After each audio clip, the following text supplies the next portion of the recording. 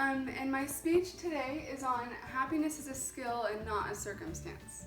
Happiness is that thing that we all want, but a lot of us can't seem to find. And maybe that's the issue, is that happiness can't be found. It has to be created. We have to build happiness.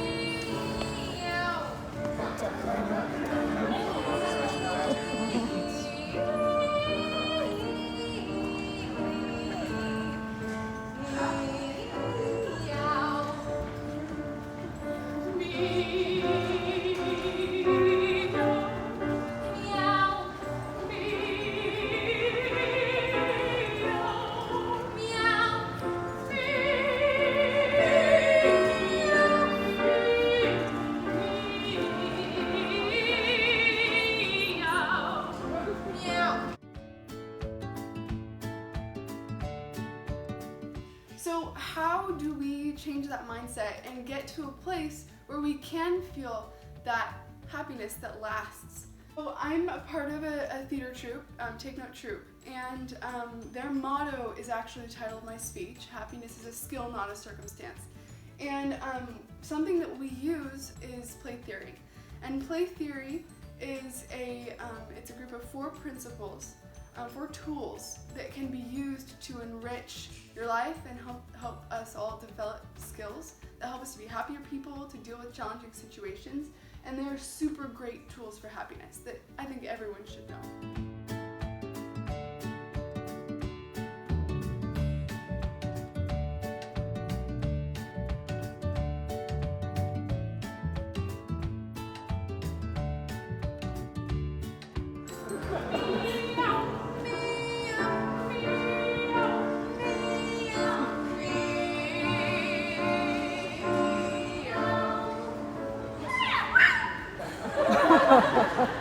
So these 4 principles are 1, be present, 2, let go and play, 3, say yes and 4, look outward.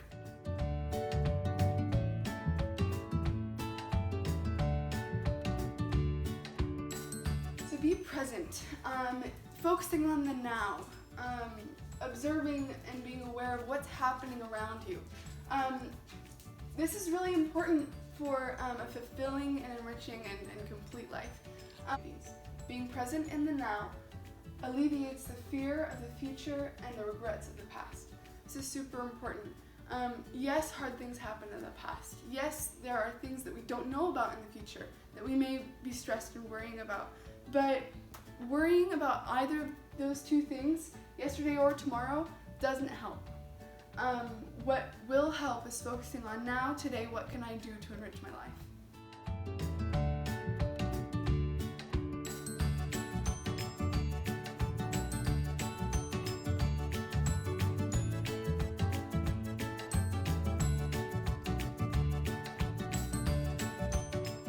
Let go and play. I really love this one. It's all about letting the inner child out. It's okay to have fun. It's okay to play around. There's this quote that I really love by George Bernard Shaw. He says, "We don't stop playing because we grow old. We grow old because we stop playing." The moment we let the fun and the happy and the optimistic and the playful leave, we don't have as fulfilling of a life. A big part of this is shedding the ego. Let go and play is hard, especially for adults. You see little kids playing make-believe all the time. But adults find it really embarrassing to do those kinds of things. And why is that? It's because they're worried about what people will think of them. Goals for the future that they've always wanted to do, but they don't because they're afraid it'll fail, and if it fails, people will think badly of them. The website, playtheory.org, says, play lowers the stakes. which encourages risk-taking and allows for failure when attempting new skills. Mistakes become opportunities to learn when viewed with humility and an open mind. When we accept that errors are inevitable, we are more forgiving of ourselves and others. Laughter is potent medicine. So I really like this theme of making mistakes is okay. In theater, rehearsal is made for mistakes. Yes, we only have one life, but we have to use most of our life for rehearsing what we actually want to be. And mistakes are part of that. We have to be willing to let go of the fear of failure and just risk it, because you're not going to ever succeed if you don't fail a few times.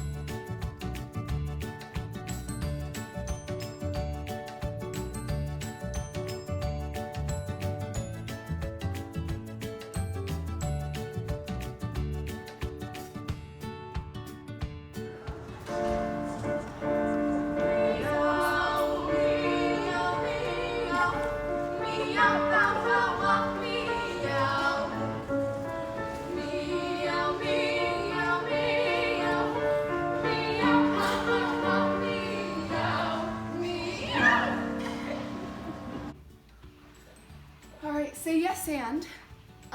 I really love this quote. It says, "As I say yes to life, life says yes to me." And this is super true. If we are always saying no and downing everything that we see, we're probably not going to be very happy people. We're not going to see the positive. We're always looking at the negative because we're always giving out negative.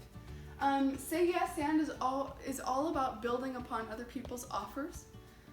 It's all about agreeing and validating and being enthusiastic. The website about this one says, rather than blocking ideas and consequently opportunities, find the part of every offer that can be agreed with and say yes, then add to it. Saying yes and builds trust and encourages collaboration in relationships and is paramount to creativity. This quote is really good. It says, "A pessimist sees the difficulty in every opportunity. An optimist sees the opportunity in every difficulty." It's Winston Churchill. And this is so true and very applicable to life.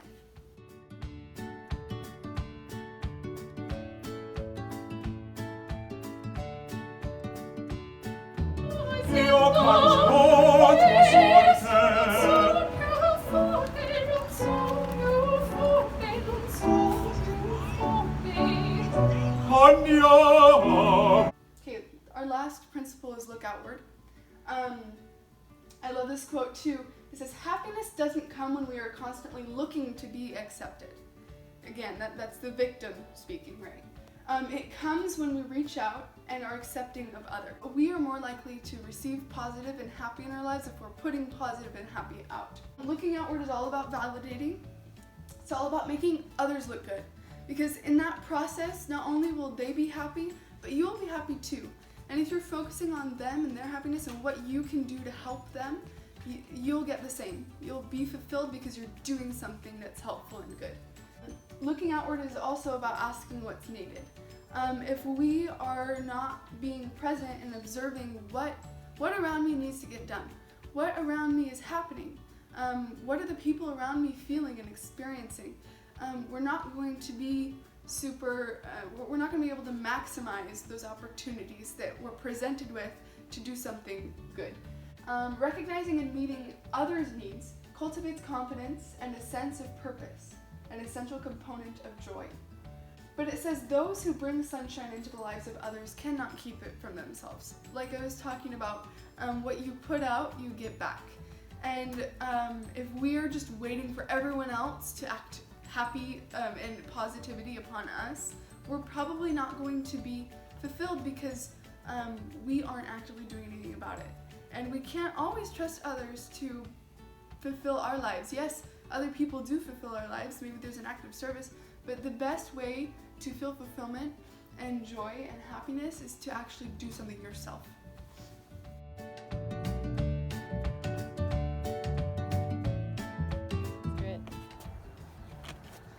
Play theory.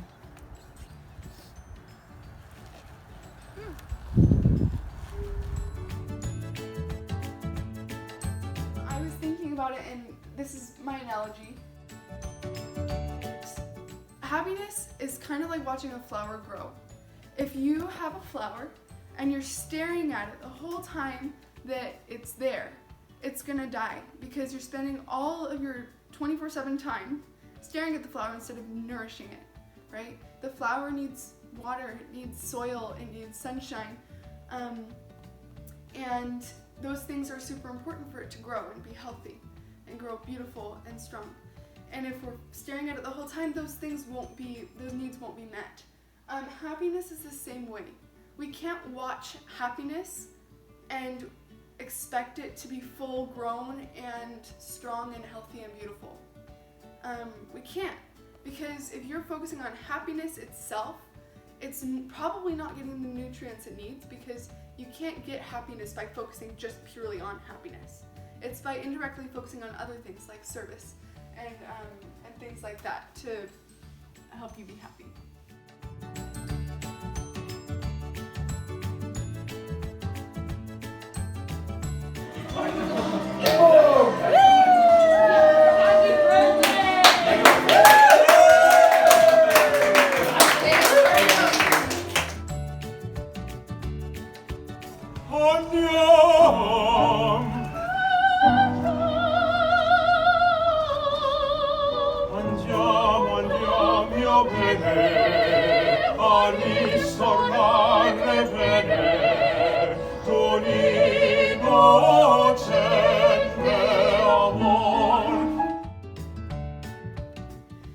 Gratitude is a really big part of happiness and what these right now people do.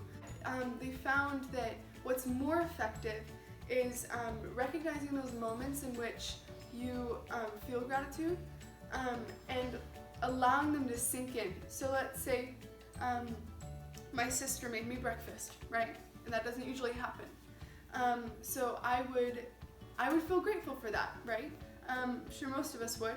But instead of just going on and letting that thought stick for just a little while, allowing ourselves to take a pause, let it sink in, because they found that the longer you dwell on those things, the more of an impact it has on your emotional and mental well-being.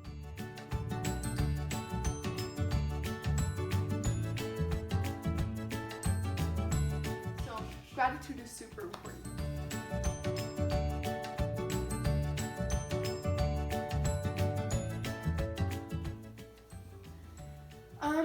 This is probably the most important thing in my opinion is happiness needs a purpose. You need to have purpose to your life to be able to feel fulfilled and happy. So you have to pursue talent, creativity, and fulfillment. And those things are achieved by creating and finding a purpose for yourself.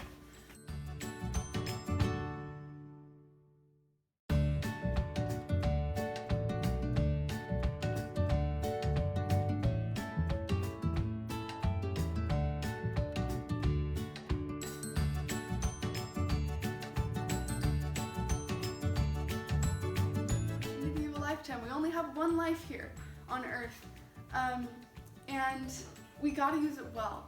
These are effective and important things, and I felt them in my life, and I know that I've definitely heard them affect other people in their lives. So, thank you.